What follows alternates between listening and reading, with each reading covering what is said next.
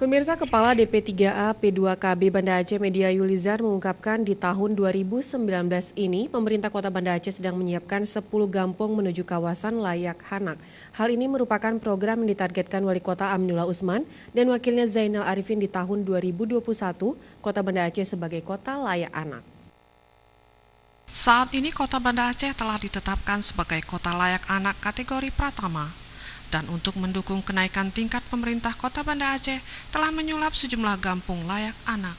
Dan dalam tahun ini pemerintah kota melalui Dinas Pemberdayaan Perempuan dan Perlindungan Anak, Pengendalian Penduduk dan Keluarga Berencana Kota Banda Aceh mulai menyiapkan 10 gampung yang nantinya sebagai gampung layak anak. Sejumlah kriteria sebagai gampung layak anak pun sudah dipenuhi, seperti sekolah yang ramah anak, bus sekolah, ruang bermain anak, perpustakaan gampung, juga pemenuhan hak anak berupa akta kelahiran, lalu hal lainnya seperti pemberian ASI eksklusif, imunisasi, dan pendidikan dasar 12 tahun.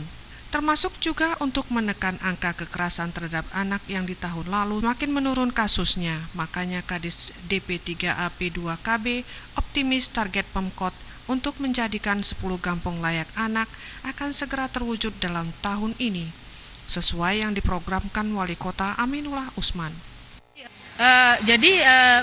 Gampung layak anak itu kalau kita bicara dari indikator semua itu sebetulnya bentuk miniatur daripada kota layak anak. Jadi Indonesia sudah mentargetkan bahwa 2030 Indonesia sesuai target SDGs menjadi Indonesia layak anak atau idola. Nah, ini kan harus dicapai dari provinsi layak anak, kabupaten kota layak anak, sampai desa layak anak atau gampung di tempat kita.